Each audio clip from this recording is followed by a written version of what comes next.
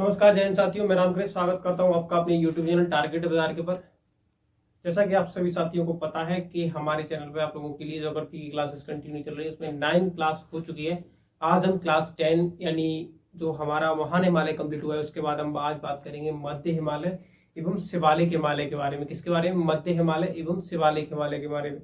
इसके बाद इसी टॉपिक में आज हम कवर करेंगे पूर्वी जो हमारा हिमालय है और शिवालिक तो हो ही गया, मध्य एवं शिवालिक कवर करेंगे, पूर्वी हिमालय कवर करेंगे और नदियों के आधार पर जो हिमालय है उसको भी आज हम जो है कवर करेंगे। सबसे पहले मैंने वहां पे आप लोगों को मध्य हिमालय के बारे में थोड़ा बहुत डिटेल डिस्कस किया था लास्ट क्लास में, थोड़ा बहुत ही डिस्कस किया था। यहाँ पे चीजों को हम थोड़ा सा आज हम बात करेंगे आप लोगों के लिए। मध्य हिमालय,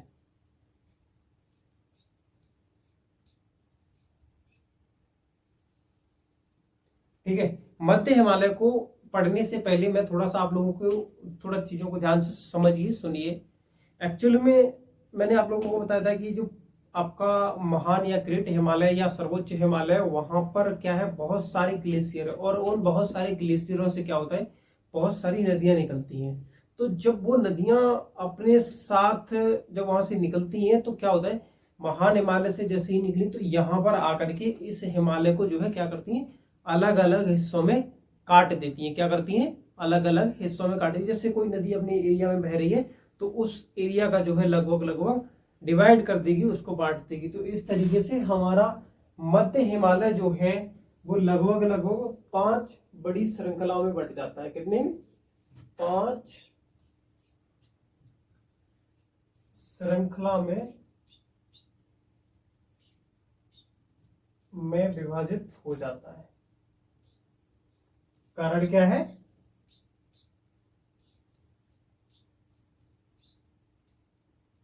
विभाजन क्यों होता है? 5 श्रृंखलाओं में विभाजन।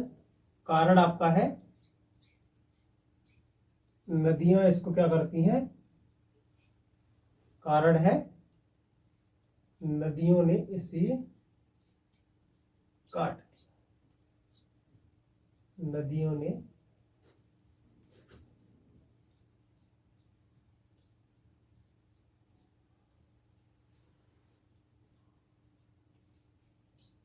काट दिया है। क्लियर? अब इन 5 श्रृंखला में हम जानते हैं कि कौन कौन सी श्रृंखला किस किस राज्य में है और क्या क्या उनकी विशेषताएं हैं। ठीक है, इन चीजों को समझते हैं। तो सबसे पहली जो हमारी श्रृंखला है वो है आपकी, यानी हम कहें मध्य हिमालय की सबसे लंबी श्रृंखला और सबसे पश्चिमी श्रृंखला भी है। ये सबसे लंबी और सबसे पश्चिमी श्रृंखला भी है। इसका नाम है पीर पंजाल। क्या नाम है? पीर पंजाल श्रेणी या पीर पंजाल श्रृंखला। Clear? Number 2, Dhauladhar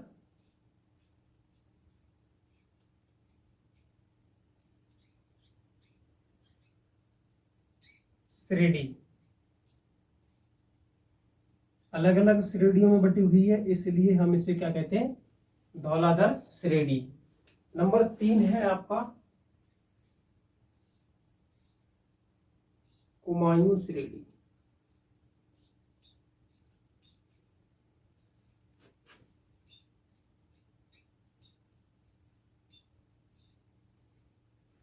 number 4 Nepal में है आपकी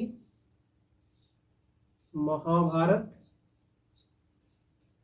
कौन कौन सी है नेपाल में? महाभारत। एवं नंबर 5 है आपकी नेपाल में ही है नागटिब्बा। क्लियर है? नागटिब्बा। अगले पेज पर हम बात करते हैं कि जो ये 5 श्रेणियां हैं, ठीक है, इन्हों 5 श्रेणियों को हम थोड़ा सा मध्य हिमालय को थोड़ा अलग वे में पढ़ने की कोशिश करते हैं, थोड़ा डिस्क्रिप्शन में पढ़ते हैं कि सबसे जो इसकी अगर हम औसत ऊंचाई की बात करेंगे, क्या करेंगे, औसत ऊंचाई की अगर हम बात करेंगे, किसकी, मध्य हिमालय की, आपको सर्वोच्च हिमालय की औसत ऊंचाई के बारे में पता है, वो कितनी थी, 6100 मीटर। तो इससे जाहिर सी बात है इस हिमालय की औसत ऊंचाई क्या होगी, कम होगी, जो कि है आपकी 3800 मीटर से लेकर 4500 मीटर।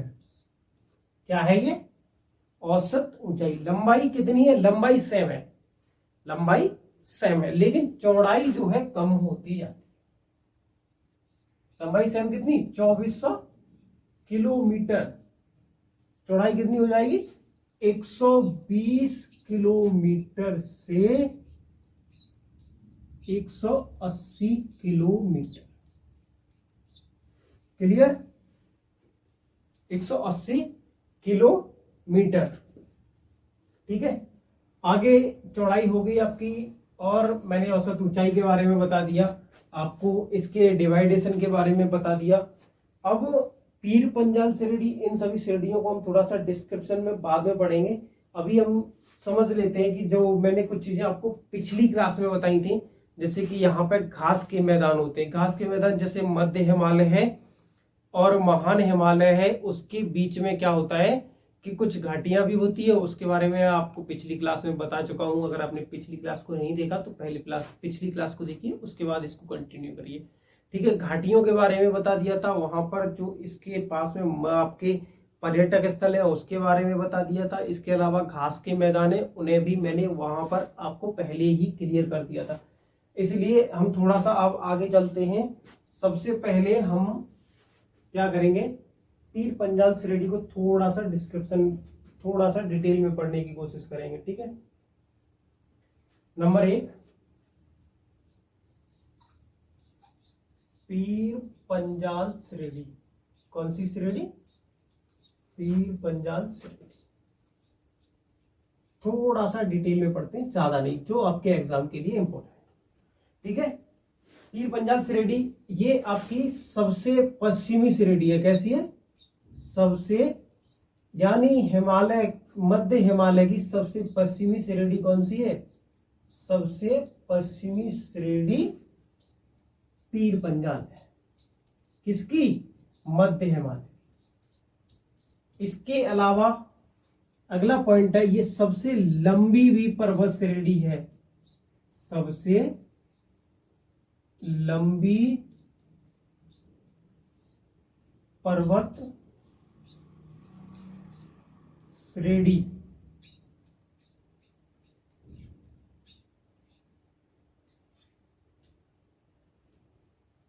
मध्य हिमालय।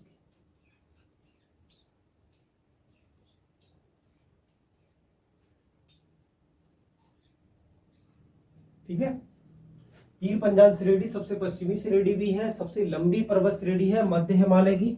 इसके अलावा यह भारत के जम्मू एंड कश्मीर राज्य में पड़ती है, और यहाँ पर आपका वैष्णो देवी माता का मंदिर भी, प्रसिद्ध मंदिर भी है, वैष्णो देवी माता का मंदिर इसी श्रेणी में है, वैष्णो देवी माता का मंदिर।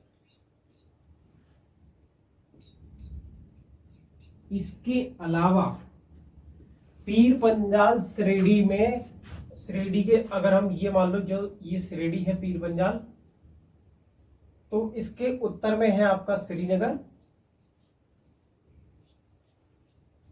और दक्षिण में है आपका जम्मू।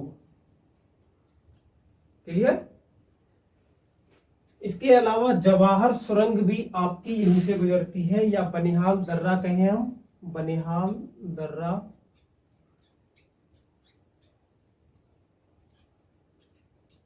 वो कहां पर है, आपका यही है।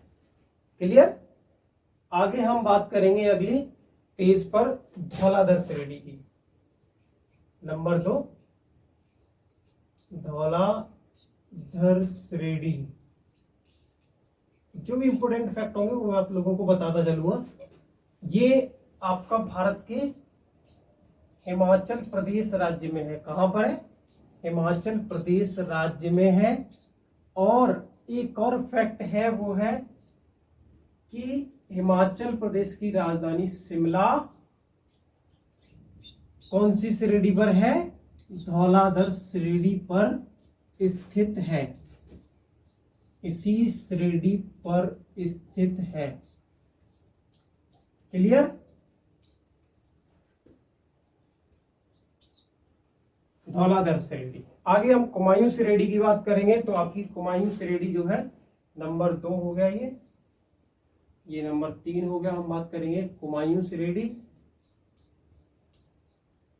ये आपकी उत्तराखंड राज्य में है। ठीक है, बस इतना जान लीजिए, कुमायूं श्रेणी उत्तराखंड राज्य में है। इसके अलावा नंबर 4 नेपाल में कौन कौन सी श्रेणियां हैं? महाभारत में पीछे बता चुका हूं आपको, महाभारत एवं नागटिप्पा। क्लियर? नागटिप्पा।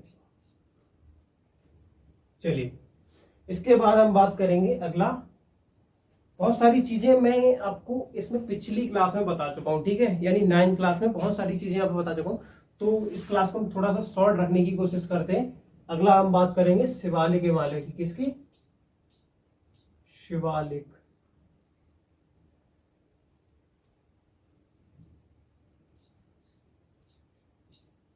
शिवालिक हिमालय।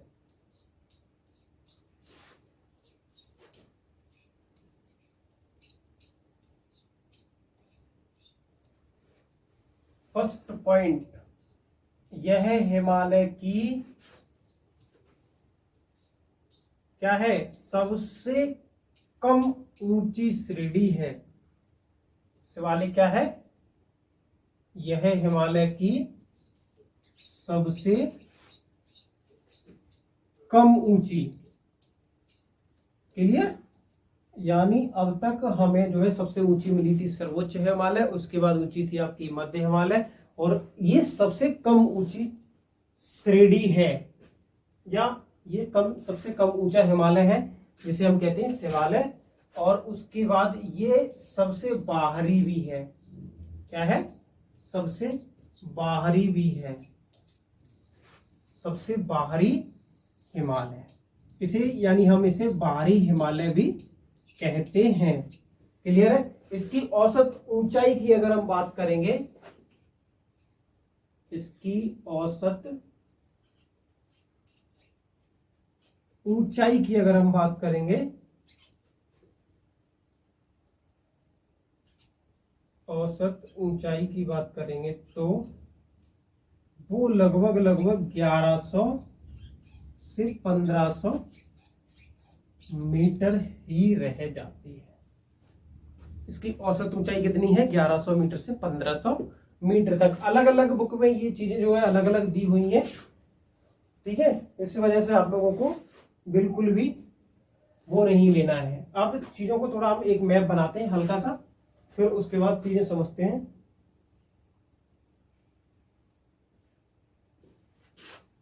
ये मान लीजिए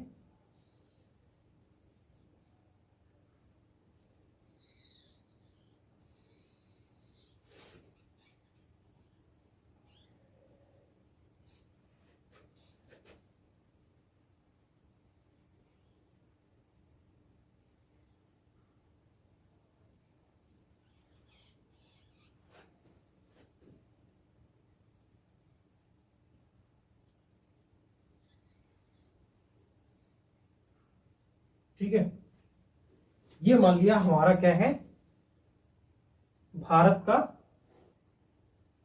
उत्तरी हिस्सा।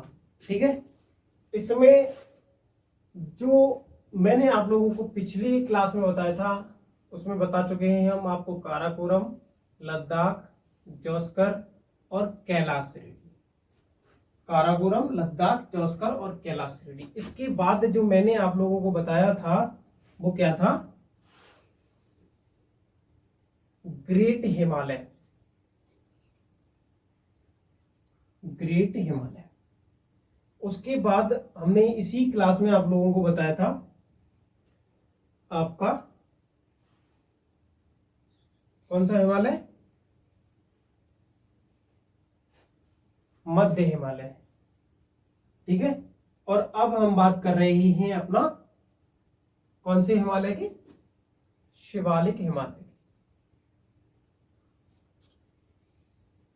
ठीक है, तो आप लोग देख रहे होंगे यहाँ पे ये पश्चिम में इसकी चौड़ाई ज्यादा है और पूर्व में जाकर के ये क्या होता चला गया है? सकरा होता चला गया है। ठीक है, पूर्व में ये जाकर के जो है सकरा होता चला गया है, तो इस वजह से शिवालिक जो है पूर्व में सिर्फ चोटियों के रूप में रह जाता है, जिन्हें हम अरुणाचल प्रदेश में क्या कहते हैं?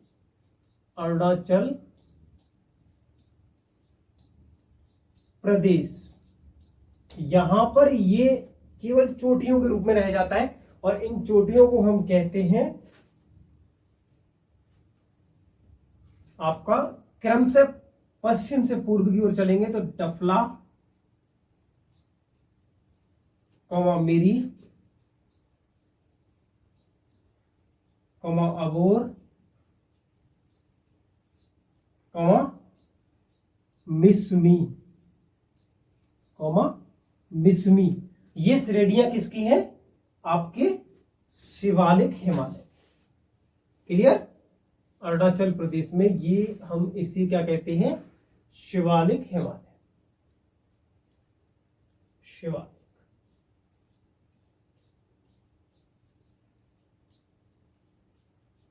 क्लियर? अब हम आगे चलते हैं, हम बात करेंगे पूर्वी हिमालय की। ठीक है, पूर्वी हिमालय।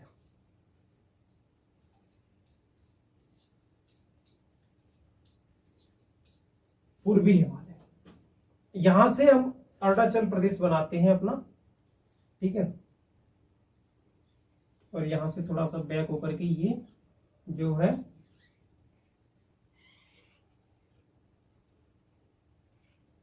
इस तरह, ये हमारा भूटान हो गया, ये हमारा सिक्किम हो गया और ये आपका नेपाल।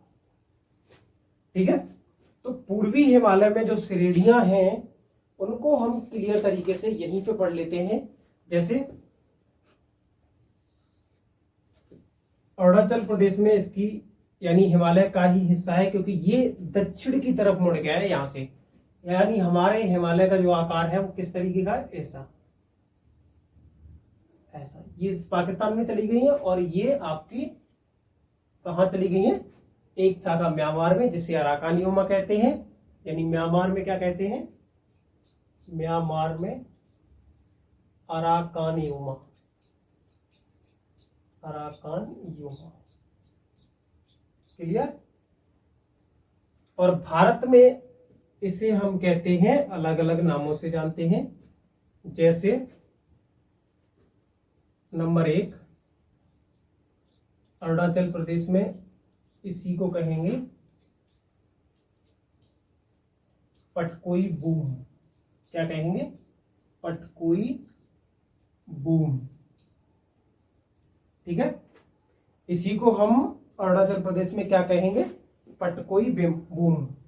नंबर 2 नागालैंड में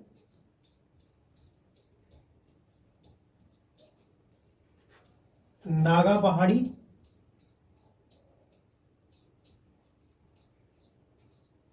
और मणिपुर में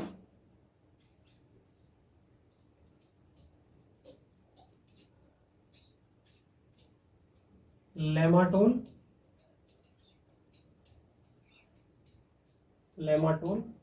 और मिजोरम में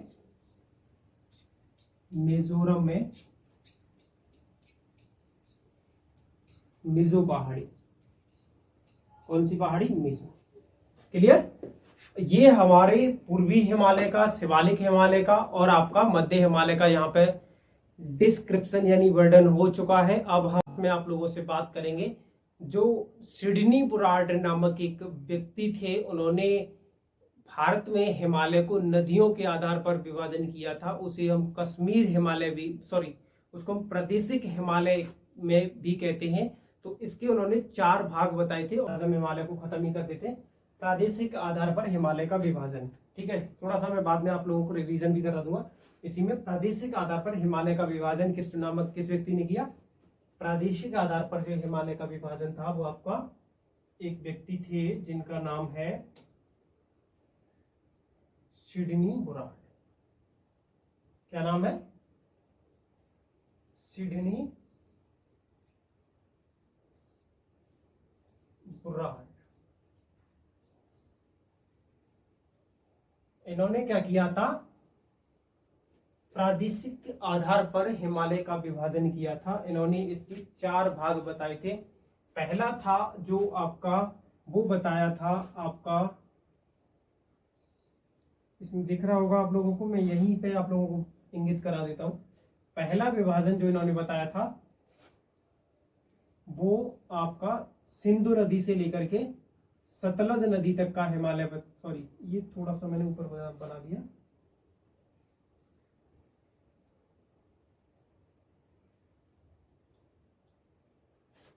सिंधु नदी से लेकर के सतलज नदी तक के हिमालय को इन्होंने क्या कहा है?